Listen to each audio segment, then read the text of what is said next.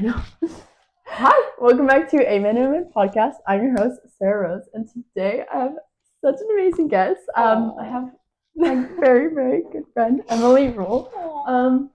But yeah, Hi guys. Sarah, thanks for having me on your awesome new podcast.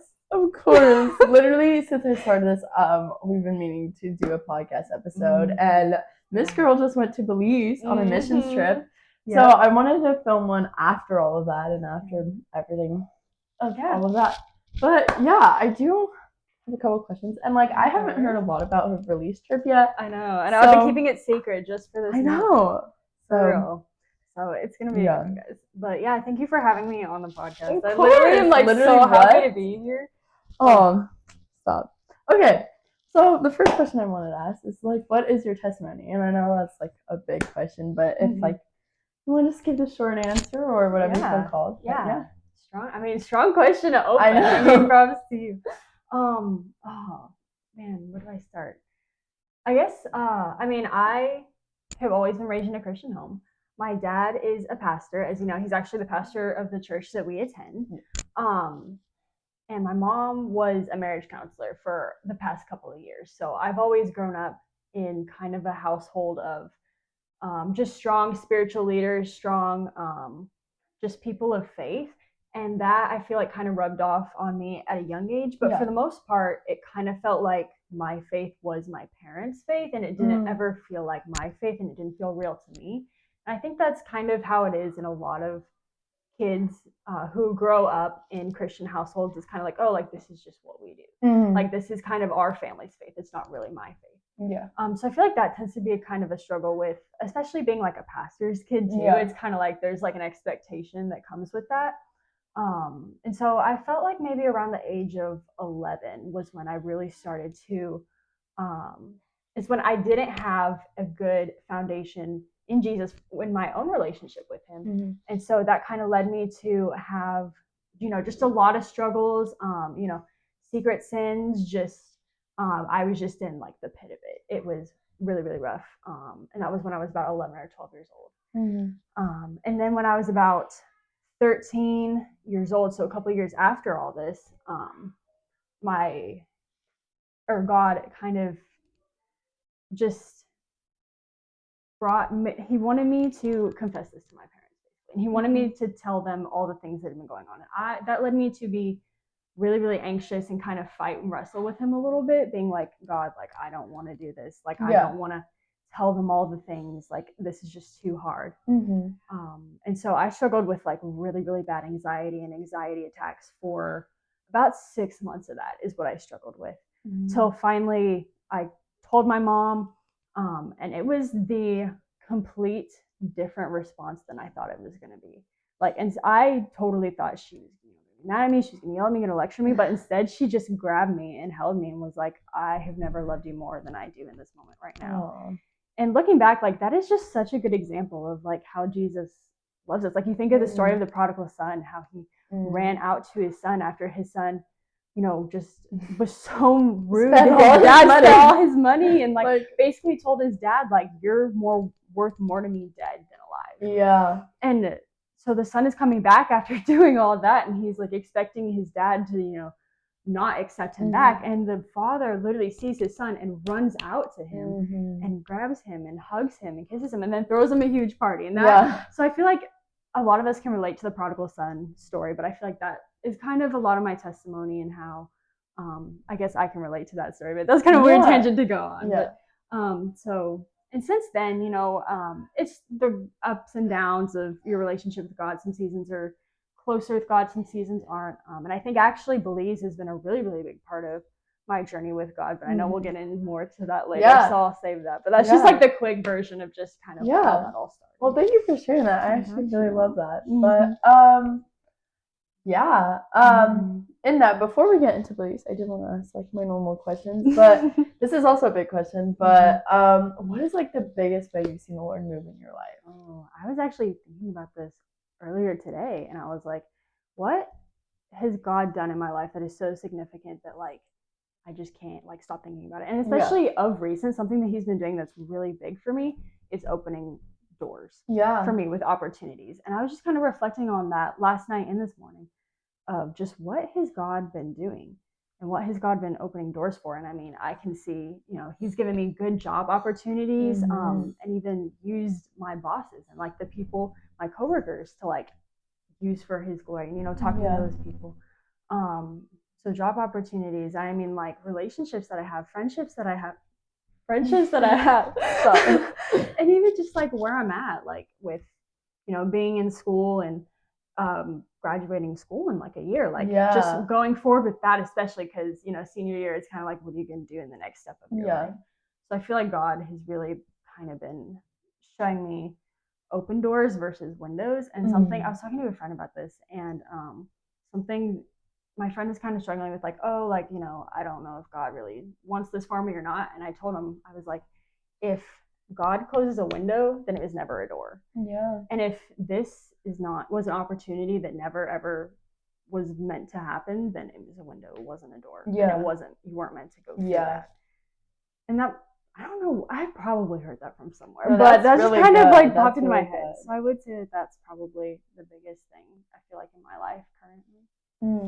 Yeah, that's really good. That's really good. Because I don't know, I feel like all the time it's like, even just like in our own walks of faith, like we can tend to like be like, oh my gosh, this is like such a God opportunity, and sometimes it really is. Like, I'm not dismissing that, but also like sometimes it could just be like our thoughts just overly spiritualizing things that it's just like not what the Lord has in store for us.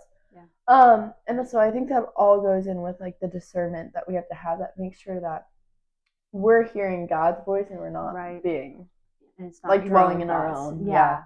No. That's good. Yeah. Okay. Well, to open up about Belize. How was Belize? How was it? Hot.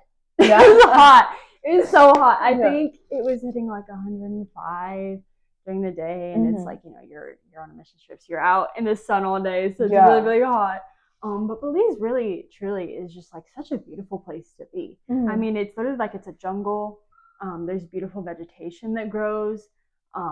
We're also by the beach too, where we stay, so it's like just beautiful water. Oh my goodness, literally wanted to jump in that water every day. It was so nice. It's just beautiful, but the people truly are the most beautiful part of Belize. Because so the culture of Belize is so different from the culture in America, and especially Houston culture, because we all have that Houston hustle. Like, we're all trying to get it and just go and make money and get everything done.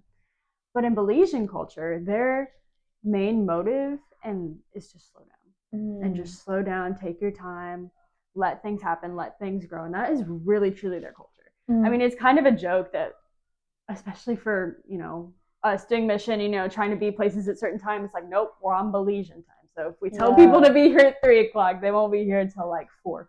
And that's just going to be okay. And so, but I mean, the people of Belize are truly just like the most hospitable and kind and loving people you will ever meet.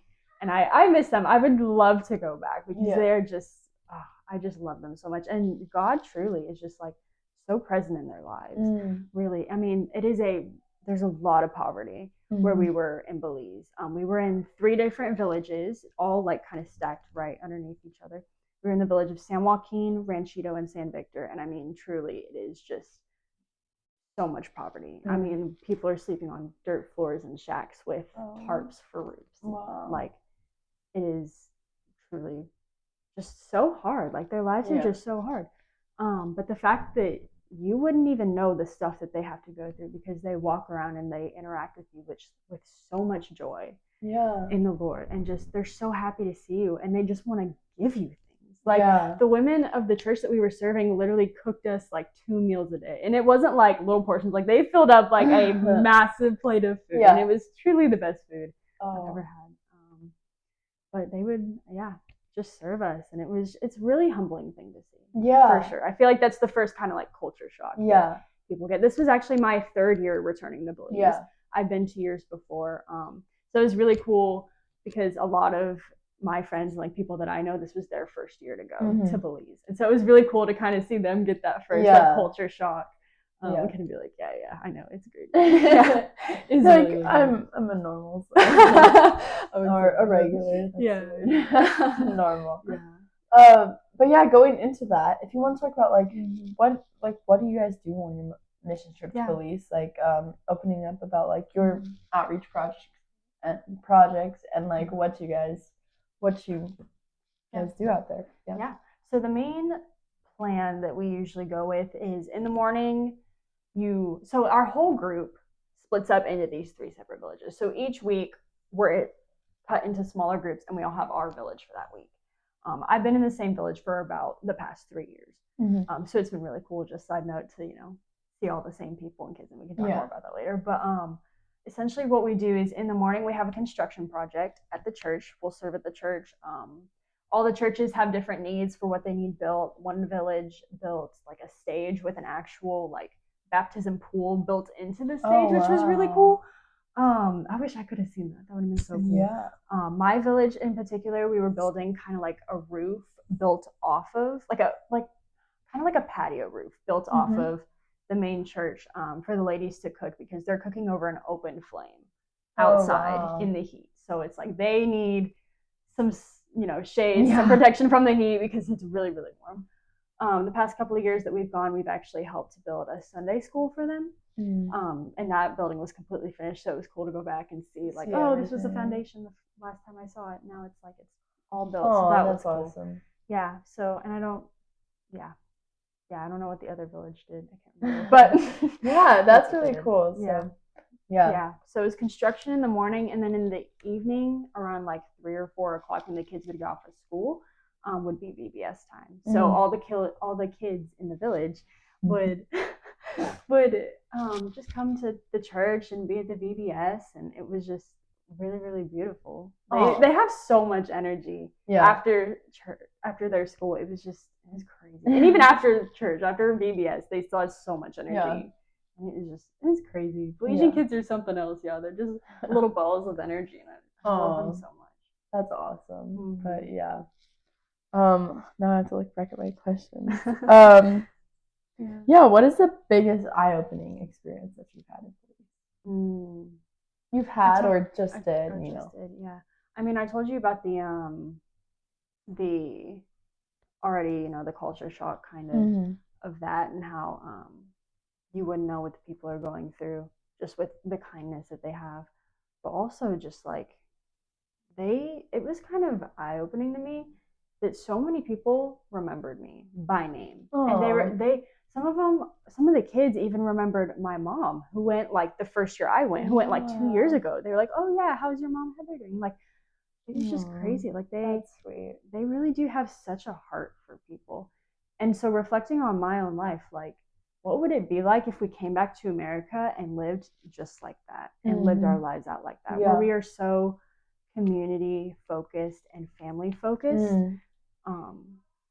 It would just be so beautiful, because truly, like, the gospel is so, and the church is so like community oriented.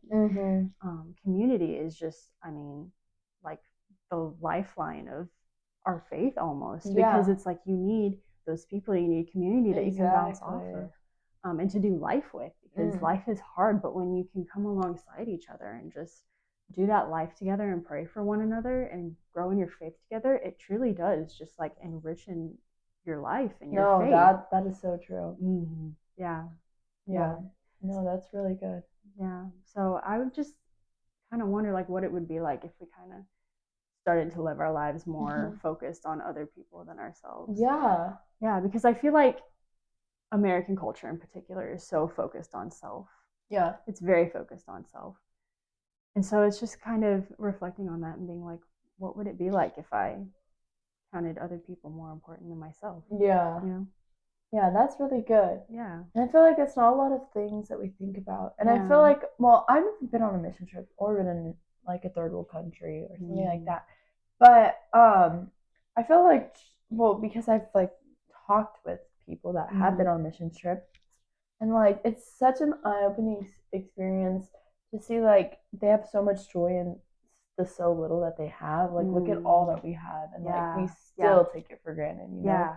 So I feel like even in those situations, like like it just makes you so much more grateful for what we do have. And Yeah. like, I mean, like this is just something I was talking to like one of my coworkers about, but like I'm from California, and like not saying like California is like any equivalent to third world countries, but like there is like a ton of poverty and like just like a ton of people that are struggling, and like I go there and like my heart like yearns like just like to help them, you know, but it also makes me so much more grateful for like what we have out here, and just like the beautiful homes that we both live in, like the beautiful like communities that we have, and like our physical communities as well, and like just like everything, and that like we can worship freely. There's not any laws, or like we're not being condemned for praising the Lord and walking in our faith. So that's just like a really big blessing, and I feel like your eyes aren't fully open until like you hear or see or are in these different experiences where like not everybody has those, and yet they still have like so much more joy than we do, you know. So that's really cool. But no, exactly. It's like, what if these people can make this much of an impact with what little they have, how much more can I do with what I've been given? It's kind of, and when we go on mission and when we come home, the leaders will tell us like, hey, mission doesn't stop when we land back at home. Like it continues. So they kind of tell us like, hey, use the tools and the mindset that you're already in to now look around you in your own life and see, okay, I learned this in Belize, so what can I use in America now, and like what can I do now? No, that's good.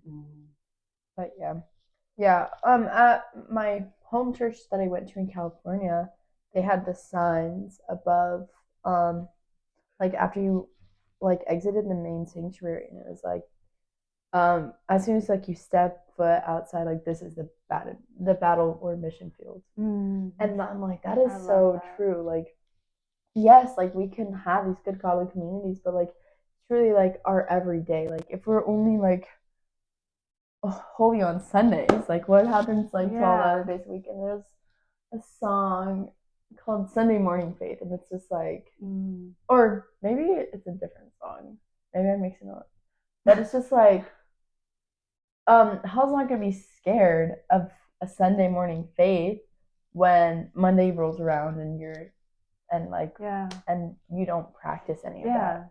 And I feel like that is just like a really big aspect in our culture right now. It's just like, oh yeah, I go to church, yeah, I'm a Christian, but like, are you living your days out striving to seek Him in all that you do? Because like I've seen and I've done like things that are like not honoring to the Lord, but then on Sundays I'm like, hey, love Jesus, that's great, and but I'm still gonna choose to live in these things and do all of these things that are not glorifying to the Lord. And it's just like, of course, like we all fall short of the glory of God, but like it's our intentions behind it, and if we're like intentionally like not dwelling in the things of the Lord and not dwelling in the things that He wants us to dwell in, then like we're ultimately denying Him. And it's just like, if we want to be promised the kingdom of God and a part of it, then like we need to actively be striving into that and seeking our minds on things above instead of our minds on just like all of these worldly temporary pleasures. But no, that's all. Well, no, I think that the difference you said about Sunday, living out your faith on Sunday versus every other, also not doing every other day of the week, I think that's the difference between religion and relationship. If you think about it, because it's like God doesn't want you to just be a hypocrite and sit there and listen to the words. He wants you to go out and do it. He says faith without works is dead. Like it's not worth anything. So if you're not actively living out what God is calling you to do, then like you're missing the purpose of what He wants for you. Exactly. And you do truly find so much meaning and purpose when you're stepping out to do the things that you don't want to do, but that God's calling you to. I think that's been a really, really big theme lately. That's literally the Great Commission. Like, go and tell the world about me, you know? And like, that is just something that like, I feel like a lot of people don't practice. And I just like, I would just tell them, but show them. Show them. And also like, that doesn't mean going out and condemning people for what they're doing or the things that like they're living their lives in, but that means like going beside them and encouraging them to and uplifting them to turn to the Lord, and but yeah, that's all really good. And I feel like a lot is just like, oh yeah, I could put this label of Christianity on myself and oh yeah, I'm good and I can do all this, but hey, Jesus saves. And like, yes, Jesus is a sovereign God. He will save and he will like love on us and forgive us. There's no sin that he can't forgive apart from blasphemy.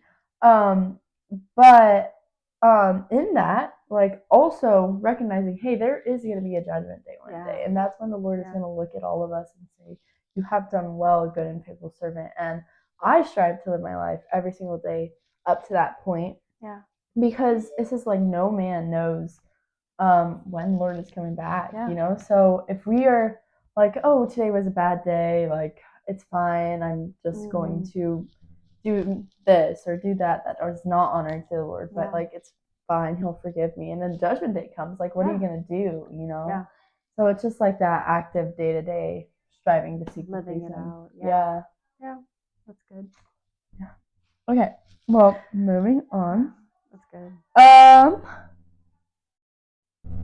Yeah, okay, what is it like serving in a mission? Like it is, truthfully and honestly, it's annoying. It's exhausting, honestly, because I mean, like, you're out physically. I mean, it's very, very physically hard because I mean, you're out in the heat. Us wimpy Americans aren't used to no AC. It's like we need our AC. Like it's hard. It's very physically hard, but it's beautiful because you're stepping into the life that these people are living. And it's just kind of beautiful because I mean, Jesus did that for us.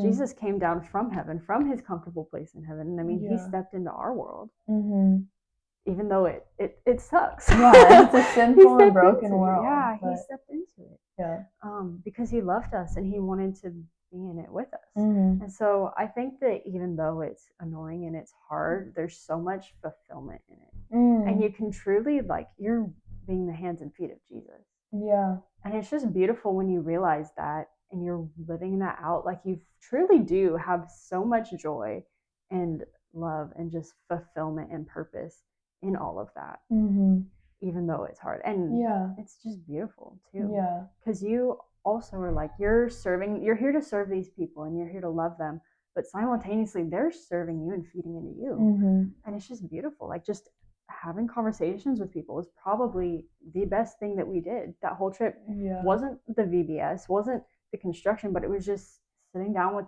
whoever was in front of us, whoever just wanted to have a conversation and just having a good conversation that led to a God conversation that led to a gospel conversation.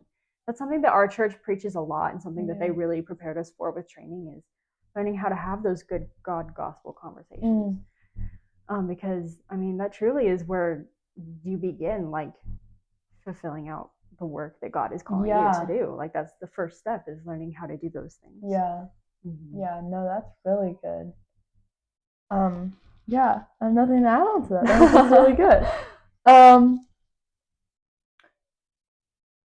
How was it being in a different country? Like I know you've been there several times and but especially like speaking from like your first time going, like trying to think back.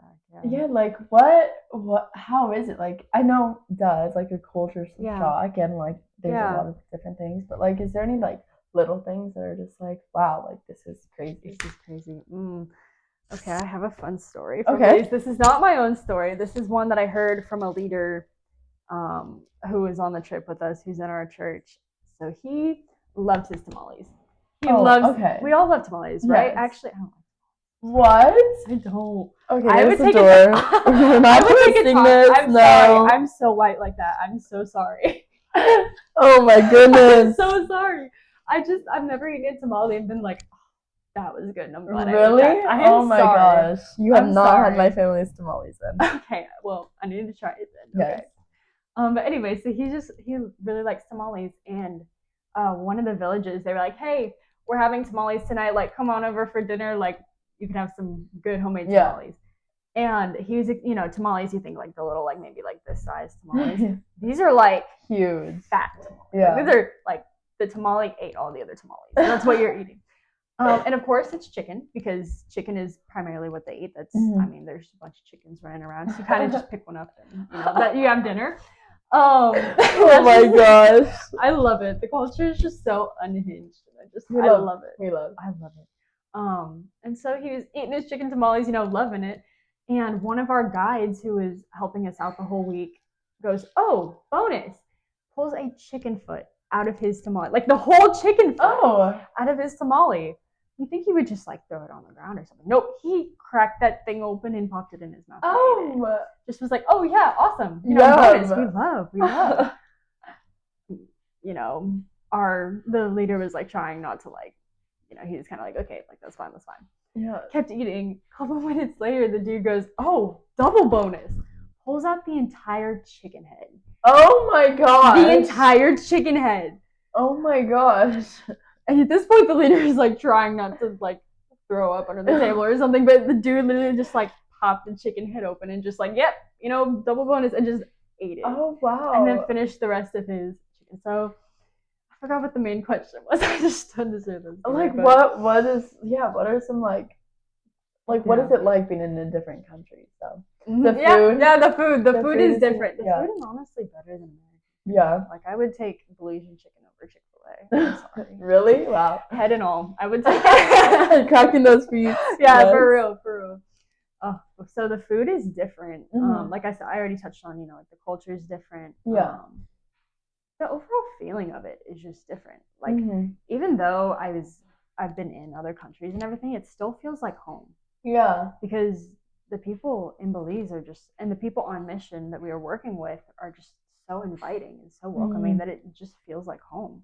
Yeah. So it's beautiful. I literally like landed. I was sitting next to one of my best friends, and we landed, and he looks at me and he just goes like, "Nice to be home." Like, "Oh, we're home. This is great." That's so sweet. It's just so sweet. Yeah. No, that's awesome. Yeah. Yeah. Okay. Yeah, so what are some words of encouragement you would give to someone going on a mission or wanting to open up considering going on a mission or even like giving into like mission ministry? Yeah. What are some pieces of encouragement or advice or This is really cool. It was really cool to be going back for the third year, because I really got to see people who weren't sure if they wanted to go and like were really, really questioning it and talking to me about it, actually go and actually find, like, just seeing them deepen their relationship with the Lord was just truly just so beautiful. And just being able to see, like, God, you truly like changed them and you did something to them. Yeah. And that's beautiful. So I think, even the testimonies of people who have been on mission are like an encouragement, like especially to me. Like I love hearing testimonies of people who have gone on mission. Like if you, do you know who Katie Davis Majors is? No. So she is she's an not older, but she's an adult woman now. But when she was about like 17 or 18, she went on a mission trip to Africa with her mom and absolutely loved it. Absolutely loved it. Went home and felt God calling her back to Africa. So long story short, she moved to Africa at the age of 18 and was working with a ministry, living with the ministry at 18 years old, just serving the Lord. She didn't know when she was going to go home. She left her boyfriend. She left her friends, like a whole home that she knows. She left to go serve the people for God in Belize. Not Belize, in Africa. Yeah. In Africa. And then she ended up over years just, God kept telling her, "No, I need you here. I need you here to, keep doing what you're doing." And she ended up adopting 13 girls. Wow. All over the span of her living in Africa. Wow. She adopted about 13 girls at a very young age. I think she was like 18 or 19 when she adopted the first kid. And so she, raising 13 girls by herself while also opening her home to other people. So, just listening to testimonies of that, of like, your faith, how can your faith be so strong when you're being called to such a scary thing? Yeah. And sharing the testimonies of that is just, it's been encouraging to me. Honestly, it was a big encouragement to me the first year of going, because I did not want to go. I'll be honest about that. I did not want to go to Belize the first year. did not think it was for me at all. Like my parents were like, well, you can either go or you can go. So, what are you going to pick? And so once I actually was there, though, it kind of changed, my perspective and everything. And I truly did feel like my relationship grew with God. And I mean, even while that year in Belize, like he opened doors and he did some amazing things that I'm still like thanking him for today. Yeah. They're just so beautiful. And so hearing those testimonies is amazing, but also knowing that the purpose of a mission doesn't just have to be in another country. It can also just be in your own home or at your workplace or just anywhere serving in your town or your city. Because truly, like, God is so big that he can do anything anywhere with anyone. It's something that I love to say. Yeah, because that's really good. Literally, like, it's just amazing. Like, I feel just as close to him when I'm serving on mission and I'm, loving kids and worshiping Jesus with little kids and the people of Belize, and when I'm sitting in my car just praising him and worshiping him. Like, truly, he is just so big that he can do anything for anyone. Yeah. And it's just beautiful. I mean, even raising money for Belize was a big concern. And it is, genuinely a big concern for especially teenagers going on Belize. But truly, like, you just have to step back and let God provide, because if he wants you there, he will make you go. He will provide ways to make you go. Like, even this year, I was questioning, like, oh, am I going to have enough money to go? Like, donations aren't really coming in super, I have donations, but I don't quite have enough here. Like, oh, what is happening? And then last minute, literally someone covered the rest of it. They covered all of it. And it was truly just beautiful, because I was like, God, if you want me to go, like, you will provide a way. And so the whole trip just makes you uncomfortable and pushes you towards God and makes you have to trust him and just, it grows your faith a lot as well. So I think, if money is a concern, it is a concern, but it shouldn't be, because God can really do anything. He will provide, truly. And I mean, depending on what trip you're going on, like, you're going to be perfectly safe. I mean, it's God also just truly protects you in Belize and on mission trip. I keep saying Belize, but on mission. on mission. Sorry, I got Belize. On mission, he truly will just, provide. He will protect you. He will just show up for you. And so if you're like hesitating, like, oh, should I go on a trip? Should this mission trip? Should I not? God is going to use you. God is going to use you. All you have to do is show up with open hands and be like, God, what do you want me to do? And he will send work your way, so you better be ready to do the work, because he will not hesitate at all to send you things to do. So I really just feel like, I hope that's some encouragement to somebody out there, just kind of debating, like, should I not? And I love your testimony about, like, how the first time, like, you were going to Belize, you're like, I don't even want to go. Like, I don't know why I'm going. And, like, 3 years later, you're like, this is my third trip and this is my second home. Like, this is my home, So it's just, like, crazy to see how the Lord changes our hearts in, like, such, I don't know, an unexpected way, and how he just, like, moves within us, and, like, uses even other people, like, to influence our walks. But, truly. Well, that's really good. But like, any, like, other things you want to open up about Belize in general? Like, I don't know if there was just, like, a funny story other than the chicken. I'm trying to think. Oh, okay. There was one year. This is a bad story. This is really funny. I think I've told you this, but so a friend of mine, his brother was serving in my village with me, and it was our first day there, and the pastor of the church we were serving at passed away a couple of years ago. Which is really sad. It's not part of the funny. It's a funny story, but that's a sad part of it, and that is genuinely hard. But that's just the reality. He passed away a couple of years ago, and it's been hard on the family. But we were serving the first day on the ground in Belize, and I mean, this kid was kicking a soccer ball around the church, of course, because what else would you do in a church? And he knocked over a vase, and dirt, ashy stuff just exploded everywhere. And we were kind of looking at each other like, did we just break the pastor's urn of this church. It was bad. It was bad, and we were like, good Lord, like we were all panicking a little bit. And so we went and we asked our guide, and we were like, is this what we think it is? And he was like, no, that's just dirt. That's just dark dirt. And we were all like, oh my. So we have a picture of the kids sweeping up the dirt. Oh my just gosh. like looking, like, oh great. Yeah. Imagine if it was. They'd be like, oh, I'm just spilled Pastor Wilmer. Yeah.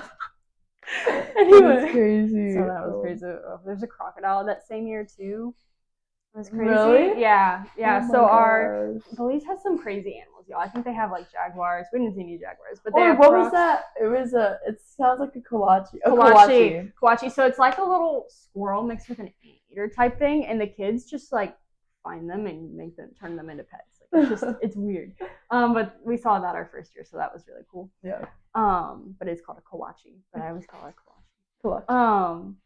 But the second year there was a crocodile. So the hotel we were staying at had like this pier. Mm-hmm. We were like right by the ocean, and it had this pier that walked out like, you know, a good like 20-30 feet out to the ocean. And it was at night, of course, and one group was having like their debrief and everything for that night on the pier, and somebody was just messing around and picked up a rock and threw it into the water and just yelled, "Oh, crocodile," just like joking around. And then a legit 20-foot crocodile like jumps out at the people standing there and like starts hissing and like chomping and like then just like swims off. But there were people like standing like maybe like 3 feet away from, like, it was like right there. That is so scary. So that was good. No. Don't let that deter you from going on missions. You know, you have just crazy adventures too. Like, it's genuinely like just fun. It's just a fun adventure. Yeah. This year we went zip lining and cave tubing, and there was one point they didn't tell us that the zip line went into the cave. So I was halfway through and I don't like heights or anything. So I was halfway through the zip line, and I'm like, I'm doing good. Like, I hate heights, but I'm doing great. You know, like, I'm cool. This is chill. And I'm spinning, and I turn around, and I'm going into the mouth of a cave. Into pitch black. I'm just like, oh, okay. Just went like head first in that cave, and it was. Oh my gosh, that's scary. That was quite fun. So mission trips are just like adventures. Yeah, or even like when Fletcher got bit by a shark. I forgot about that. Yeah, or that was last year. And broke it the same year. Yeah. The same year. No, legit, this kid, I don't remember how he broke his foot. I think he was playing soccer. He's playing soccer, and I think somebody stepped on him with like a cleat. Okay. Or something, like stepped on his toe with a cleat, and he's barefoot, of course, because you would totally play soccer barefoot, right? Right. And somebody stepped on his foot with a cleat, and it broke it. And he had to go to the Belizean hospital, and he had crutches, but they didn't have crutches in his size, so he's like bent over like halfway with his crutches, and that was like the first like couple of days. Oh, that's rough. And then on our fun day, the last day, like our excursion day, we went snorkeling, and then we went up to like the sandbar where there were a bunch of like nurse sharks and stingrays, and then he decided to like start petting one of the sharks, of course, because guys are just stupid. I don't know. Guys are just stupid. I know. I'm sorry. So then he decides to pet one of the sharks, and it bites him on his hand, and so he went home from Belize with a shark bite and a broken toe. Like, that's that poor kid. I know. And I know his mom and his dad and like his whole family, but like they're doing awesome stuff too. They they go into the mission field in China, and they have a legitimate business, but through the business, it's like a tourism company, and through that they preach the word of God, and it's really scary because that's China. China is illegal. But the fact that like the Lord is providing for them so much, and like providing them with the strength and the courage, and like the community, and they are just like the most welcoming, God loving people that you will ever meet, and like I don't know, knowing Fletcher, like that is such a Fletcher something thing he'd do. He has crazy stories of being on mission. But like even in that, like the fact that they still have the heart to like go out and go into the mission field even more is just like crazy, and it's hard. It's really hard, but Yeah, no. And then it's really fulfilling. Yeah, and I was even listening like to his dad's testimony. It's just like this is like so good. I would love to have them on the podcast. They have their family is just so wise in their faith. But yeah, so I don't know. Just I love mission trips. I never been on one, but like I would love to go in the future and like just I don't know. Sorry, I hit you with my foot. I was like, it was her foot. Oh my god. Sorry. But yeah, mission trips are great. Yeah, but yeah, I love that. So Sarah, nobody ever asks you questions on this podcast. That's kind of what I noticed because you're the host. So I'd be the first to ask you a question. Sure. Okay. What are we gonna ask you? Now I'm scared. It's something good. I swear. Okay. Oh no. Okay. It's a serious question, I swear. Okay. What has God been doing in your life? So what has God been doing in your life? Oh, okay. Lately that like has been really good that you would like to share with us. That's a good question. Way to put me on the spot. It was good. No. Honestly, a lot. I think just in general, like there's just been a lot of new opportunities that I have in my life right now, and I just finished up like a camp that I did, and it's like through this program where it's like a theater camp, but it's also like all biblical based and like a Christian theater camp, and the people and the thing and the conversations that you have are just so like I don't know. It's just like such a different atmosphere and like I don't know, just seeing how like all of these people like have all of these things in common and like we all love the Lord and like even in our differences like we all like hey we all love theater and we all love the Lord and it's just like a truly fulfilling experience just to be surrounded by that kind of community and like I genuinely want to do more with them and like do that but I feel like the Lord has shown me a lot just the like how do I put this into words? The he showed me like the importance of having community and having good godly friendships and people surrounding yourself because it's honestly so encouraging and like even while she was on her mission trip like I was here and like not that I like don't have any friends but like me and Emily literally talk like every single night and like I have like my other friends in like California that I talk to too but like I don't know, you're just like my one really good friend out here. And I was just like, I don't know, like without community, I just felt like so like alone. Not lonely, but alone. And so I was just like, I don't know.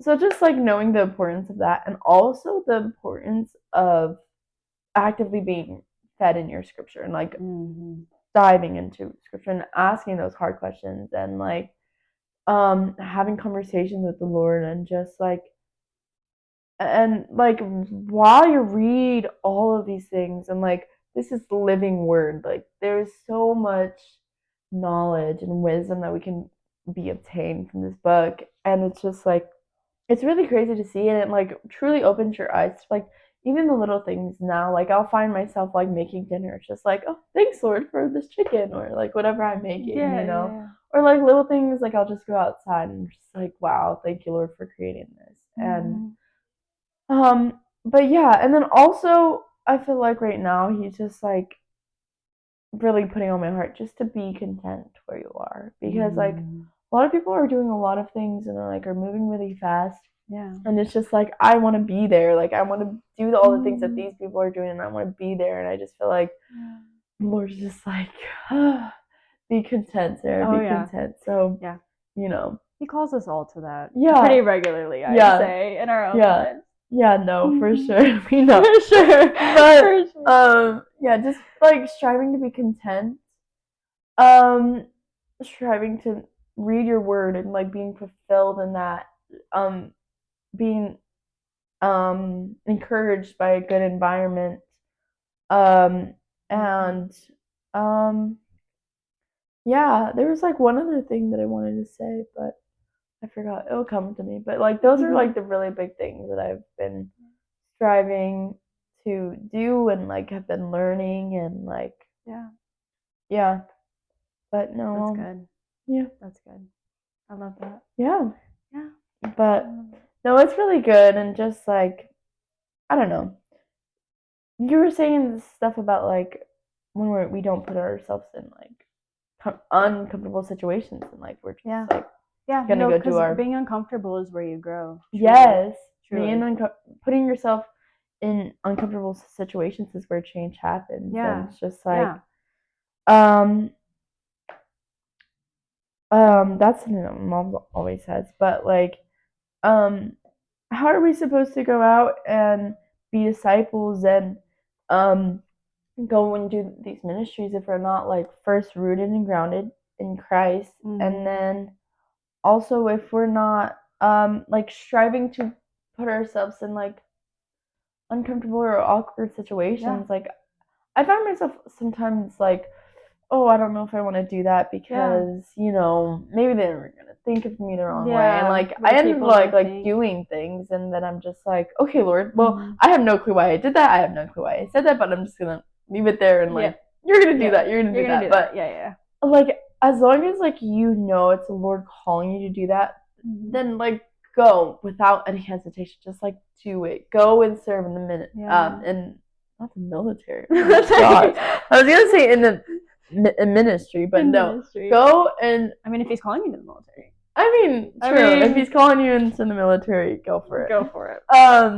But if he's calling you to go on a mission or like serve in your local church or like reaching out to like a specific person, like do that with all your heart. Yeah. Do it with all of your might, because like the Lord's gonna work with you like in miraculous ways, and you just have to like trust in that and have faith in that. And like there's gonna be times in our faith where we're not gonna know everything and we're not gonna have everything planned out the way that we want. And like faith is like what is it? You're literally reading my mind right now. It's just this whole podcast I've been like, oh, because something that's been so, this is crazy. This is like maybe God moment right now. Something that's been so big in my life this whole season that I've been in has been Faith. My middle name is Faith. Yeah. And I've never really paid attention to it because like who pays attention to the middle name? But truly like Faith has just kind of like kept coming up, and I've kept hearing sermons about it, kept listening to podcasts about it, like just stuff has been popping up, like conversations even. People have been randomly having conversations with me about faith, and I'm like, okay, God, like what is faith? And one day I just stumbled across, I think I watched a video actually on the Hebrew word and definition of faith, and I looked it up, and it's actually the word emunah, which means faith. Really? Yeah, really, yeah, yeah, really. But basically how this Jewish pastor described faith was, faith is not trusting in God, but it's choosing to do the thing without knowing what the thing's going to lead to. Yeah. And that's faith. It's not necessary. It's the action of trust. I feel like you have trust, and then you have to live out that trust through faith by doing the thing that God is calling you to do, even though you're like, God, I don't know why this is important. I don't know why I have to be in this season right now, or doing this thing, or talking to this person, or doing this job, or why am I here, God? But it's like God will be like, hey, like I have put you here for a reason, and you have to work this out, and I need you to learn and to complete this out, so that way you can understand one day why all this happened. Yeah. And so I don't know if that's what you were trying to go with. No. But like I was just like, here's the segment. It literally was. And then I was like trying to find the verse. And so I know in Hebrews it talks about it a lot, but like faith is like things not seen. Things not seen, and then it's like I forgot. But basically it talks about like, hey, all the time, like we're not gonna feel this and we're not gonna see this. But like if we're dwelling in how we're feeling or what we see or what we're doing, then we're gonna miss what the Lord has for us, because like we shouldn't, like our feelings are not like they're not a good, like foundation to go off of, because our feelings are consistently changing. Yeah. They're consistently changing. Yeah. Like, I felt about this situation one time when I was in it, and then I got out of that situation, I was like, I should not have been feeling like that. Exactly. Your feelings are always changing. So it's like you can't base something so significant on something unreliable. So unreliable. Yeah. Exactly. Yeah. I don't know if that's what she always finishes my thoughts. No, that's what we were finishing my thought earlier, so we just had to do that whole thing again. I know, that's literally what I was trying to say. No, I literally. But yeah. So like, if you see words, it's okay. It's the end of the podcast. It's okay. I know. But we'll just feelings. Yeah, feelings are unreliable. So don't build your foundation on that.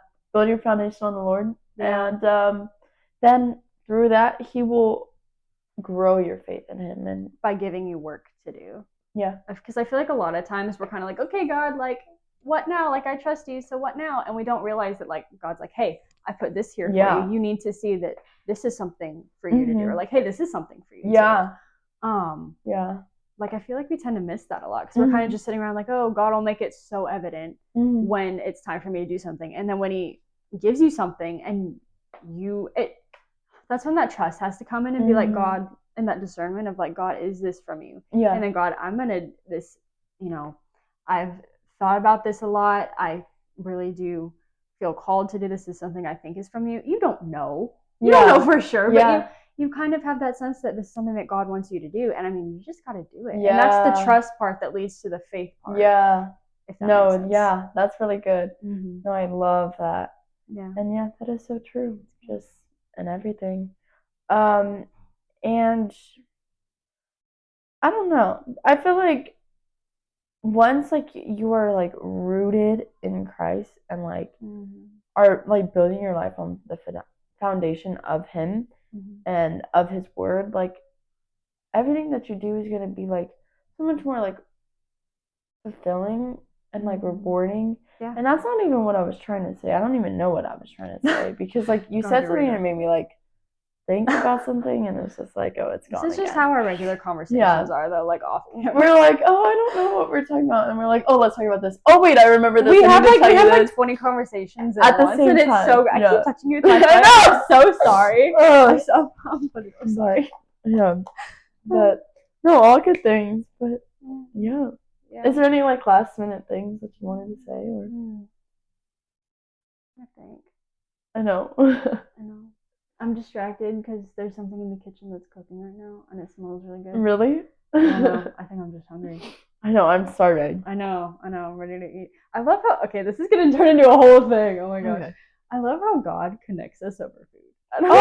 For sure. Like, there's literally a verse about people, like, breaking bread in their homes. Like, they gathered and they broke bread in their homes. Like, we need to eat. Yes. Food is such a good, like, way to connect people. Yeah. So, like, if anyone's ever thinking like, oh, like, how do I start connecting this person or reaching out, invite them to lunch or invite them to coffee because food, like, nobody's gonna like deny food. Like, we literally need it, but also it's like, I love food. Yeah. So I literally love that. And my Nana, she called it a friendship dinner, and she literally had a whole bunch of different women that she like knew from all of like these random places random outreaches that she does, and then she had a whole bunch of random women, and she is like the most hospitable person ever. But she printed out these verses, like whatever the Lord put on her heart, and she made like little picture frames, and she set them around the table, and she was like, hey guys, like whatever you feel like, you read all the verses, and whenever you feel led to, just like sit at that seat. And so like I think like all of the women like sat there and read their verses, and they're like, wow, like the Lord just like speaking to me through this. And then like through the meal, like they just had like really good conversations. Yeah. And it's like, it's even biblical. Like all the times, like people are eating. Jesus is like going on his journey and just like in his day-to-day lives. And like I can't remember the specific story, but when Jesus was like, he saw this guy who was like, I don't think he was like a well-known guy. Maybe. No, I don't know. I'm not going to say anything because I don't know for sure. But he was like, you know what? Let's go have dinner. I'm going to have dinner at your house. And then he's like, my house. Zacchaeus? Yes. Okay, I was going to say Zacchaeus. Yes. But yeah, and so like Zacchaeus isn't a well-known guy. He's just like I don't know. I can't even remember if he was a bad guy necessarily, but Jesus was like, you know what? He's kind of sketchy. Oh, okay. Sketchy. Okay. Sketchy. But Jesus still was like, you know what? Let's have a meal at your house. And I'm like, that is so real. Like the Lord connects people like so much, especially like through food, and like literally the symbolism of him on the cross is like the bread of his body and the wine of his blood. Yeah. Or the blood of his wine. The wine is his blood. Yeah. At our church we do grape juice, we don't do wine. But the grape juice. Wine. Yes. Yeah. But no, that is that's cool. But good. Well, isn't like when Jesus came back from the dead and he showed up to some of his disciples for the first time, didn't he show up and was like, hey, can somebody make me some breakfast, please? Like I think he showed up and was like, hey, I'm hungry. Yeah. Somebody give me something to eat. Or even on one of my favorite Bible stories is the road to Emmaus. And so like this is like right after Jesus died and like was crucified, and then right before he was raised to the dead, he like visited these two guys like walking on a road.